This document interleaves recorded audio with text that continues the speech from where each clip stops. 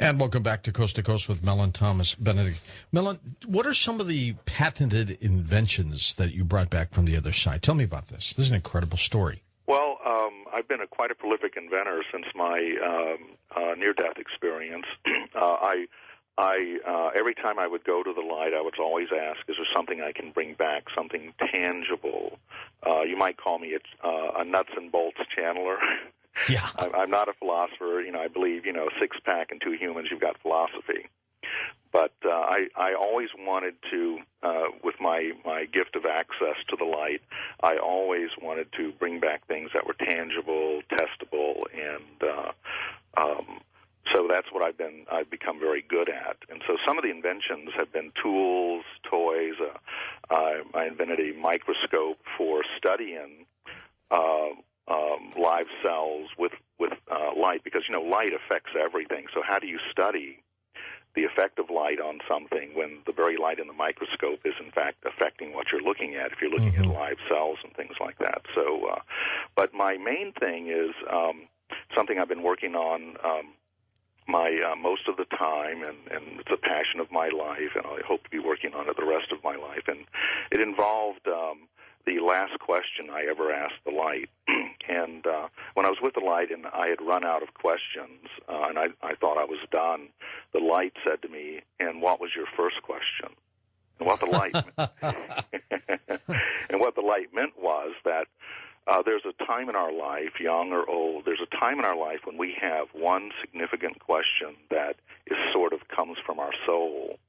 And that is the main question of your life. And for me, when the light reminded me of that, it reminded me of when I was a child. And when I was a child, I used to ask, and maybe this is because I was raised for part of my life in Catholic boarding schools and told I was going to go to hell for eternity. So you start contemplating deep things at an early age. So I used to wonder, well, why do we grow old and die? I mean, why, if there is a God, why would he create this pathetic little lives in which you tend to live just long enough to get your head together, make a little money, and you die? So my question during childhood was, I was always asking everybody, especially if you were a doctor, I would say, why do we grow old and die? Why do we grow old and die? And literally, that I bugged everybody with that question, and actually thought I was going to be a doctor and study all that because this was my question. But puberty hit, and I got interested in girls and music and all that sort of thing, and kind of forgot about it. But when the light reminded me, I said, yes. Why do we grow old and die? And two columns of light came out of the light, one to my right and one to my left. And out of the column to the right stepped a short, skinny guy that looked like he was from India with kind of a little turban thing on his head. Mm-hmm. And all I heard or saw was the word Denshaw. And it turned out to be Darius Denshaw, who people can look up, who was one of the pioneers of healing with light. And he stepped out the light and started educating me on how to heal with light and light waves and colors of light and things like that. And he educated me. And then out of the column on the left stepped a short, portly guy with a beret on and a funny mustache, and it turned out to be Walter Russell. And, at University of Light, who I'd never heard of these guys in my life. So, and I actually didn't know it was Walter Russell until PMH Atwater took me up to the University of Light, and I saw his photo. I went, oh, my God, that's the guy. Yeah. But so he educated me on starlight, the essence of light, and he did this by drawing pictures in the air that we now call fractal geometry. And I could see in the fractal geometry everything, and I could understand what he was saying. And he was educating me on the essence of life and the universe's electrons and electron transport, and just educated me on the essence of life and regeneration. And just as stars can regenerate, we can regenerate. And we do that to a certain point because we are made of light at our core. And we come from the light, we're made of light, and we return to the light. It's all about light. And so he educated me with formulas and things that I indelibly remembered to the decimal point.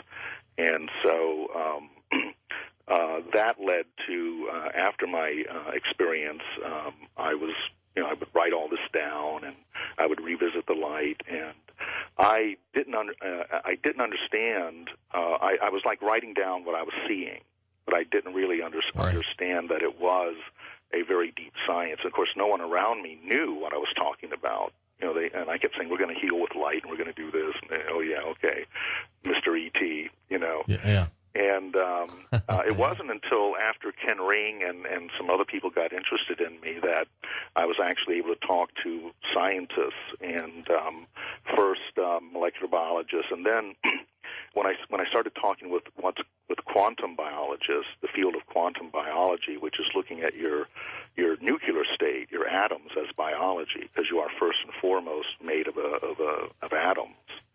And it was there that all of a sudden they go, we know what he's talking about, and then it took a little while to get people to start doing a little bit of funding, and okay, let's give this guy a chance. But once we started building prototypes and stuff, it seemed that I had hit it right on the money.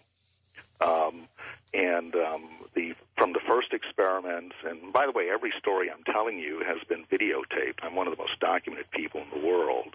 It's been videotaped by multiple cameras and/or audio taped for intellectual property rights. And so this began my course. I was given a second chance to live when many, many great people, greater than me, weren't for some reason. That's between them and the light. And their life sometimes, Mellon, cut short at even a young age. Mm-hmm. And I was given a second chance, and I had wasted the first life I had. And so I was given a second chance, and I was determined to work on giving others second chances, because there's always a second chance. And the one thing that really got me focused is that after I survived, and after I left hospice and went home and was later tested several months later, because at first I didn't want to be tested. I didn't want to know. I was feeling okay. Right. And I didn't want to know, but I was talked into getting tested again by the same doctors. And I remember the doctor coming in and putting up the second scan, and he said, well, this is very interesting. And I said, what is it? And he says, well, there's no trace now. And I said, it's a miracle. He said, no, we call these spontaneous remissions. And I said, well, what is that? And he said, well, we really don't understand, but there's a lot of evidence. In fact, he said, in medical records, there's every known human condition has had a spontaneous remission, from adults growing new teeth to incurable diseases disappearing to MS to blind people seeing again. And they can't explain it. They think it has something to do with the immune system, blah, blah.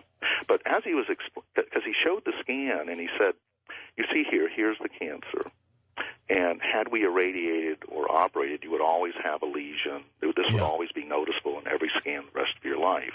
He said, look here, there's nothing. It was just gone. Yeah, this is just one of those cases where it was a complete spontaneous remission. And I said, I thought at that moment, what is the physics of this? Because if it really happens in flesh, there is a physics to it that we need to understand. I agree. And if this happens in every known condition, then I want to spend the rest of my life studying this. Regardless of why it went away, there is a physics or a science behind it. And so for me, God's magic is physics. The rest is hocus pocus. And this magic is around us and in us every day, and we don't even notice that everything about us is magic. In fact, this entire universe, if you listen to the experts in different periods of time, is impossible. Everything that we have and we see is impossible, and here we are. So the physics is the pure magic, and I see it that way.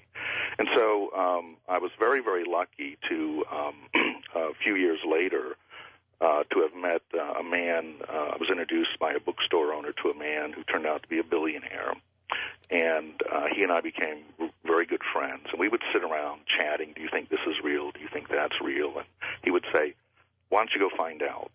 So for the next 7 years, I was able to travel the world, carte blanche. He funded these missions. Huh? And would put doctors to go with me, and I would take multiple cameras, and I was looking for anything that would claim to be regeneration, and that was from technologies to healers to manifestors, anybody.